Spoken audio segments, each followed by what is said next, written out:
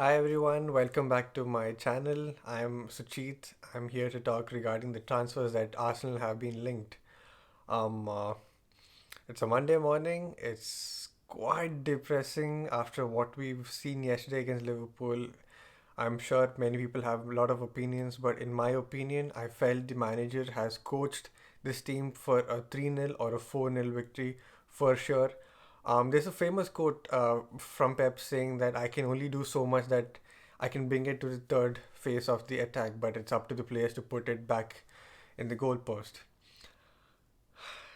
It's absolutely disheartening what has happened over the last three game weeks, but it could only mean one thing, that we need to replenish our squad by investing more into our bench, into our starting 11. So, I've seen bunch of rumors. First of all, let me start with the rumor that I have most interested for, or I'm being very happy about. It's for a player Onana from Everton. I've actually been very interested in him since last season when Everton played against City early on, in the season in the last season, where he was absolutely instrumental in the way that he played in the midfield, where he played against Rodri and Gundogan and KDB.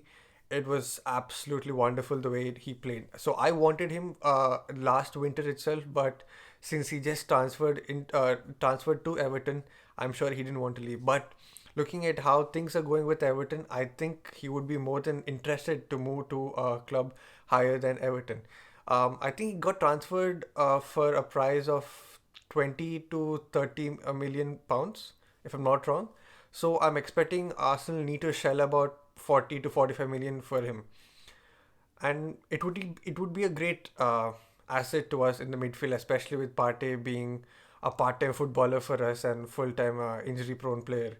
And with Jorginho aging as well, I think Onana would be a great asset to our midfield.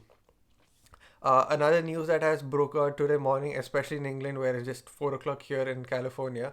Ivan Toney. It looks to be that Ivan Toney will stay at Brentford for the entire winter half of the season, where he said that he wants to pay back the manager, the fans, and his own teammates. So I think personally he will stay at Brentford at least till the summer. Beyond that, anything can happen. Two players that have really shook me when we were linked with. One was Cucurella from Chelsea. Chelsea just paid about like close to 60 million last season. From what the transfer looks like and for the price that they paid, are they getting the value? No, he looks to be a flop. Personally, I don't think we need another left back. Yeah, we did have the Asian Cup and we did have that horrible injury to Timber.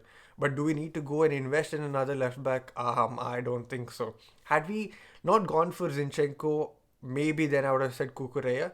But since we have Zinchenko and we have Kivior and we have Timber as well yet to come back, and we have Tomiyasu, I don't think we need another left back in Kukureya.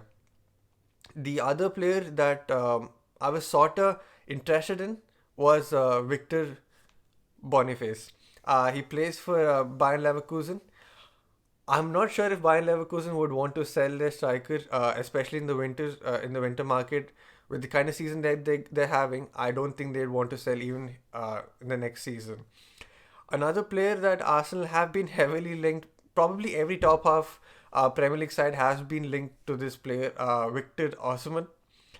Um, his release clause is quite ridiculous, about like 110 to 120 million. Probably those are the old numbers that I've read, or it could be something realistic from what it looks like. But beyond 120, like close to 150, seems to be impossible for Arsenal to pay in the winter.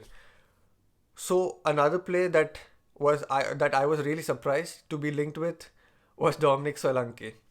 Personally, I have no agenda against him. My only issue is that he seems to be like an ice and a fire player. Sometimes he will pop off, sometimes he won't. Would it be an upgrade to the kind of strikers that we have, who have great matches, who have horrible games at an equal ratio? I don't think it's a huge upgrade. It's more like panic buy. So I wouldn't be so keen on getting Solanke, because I'm sure with the numbers that Solanke is putting, it's great for Bournemouth. but we are a kind of club that are fighting for titles, that are fighting to win the Premier League, to win a Champions League, to do something to win titles. So I don't think Solanke would be a huge upgrade. Another striker that many other fans want is Vlahović. It's been a sore, rather a bittersweet for majority of the Arsenal fans who thought we would get him um, previously, but he's gone to Juventus with his agent doing a bunch of dark arts as well, making sure that he goes to Juventus. From inside information, what I've had is that Arteta is okay with it, but Arsenal do not want to do any business with that agent after what he has done previously. So that's about it for the transfer. Let me know what you guys think. Let me know in the comment section what kind of players that Arsenal need to invest in. Do let me know. And if you're new here, do like, do subscribe, and switch on the bell icon, as I will be posting almost every game week that Arsenal play.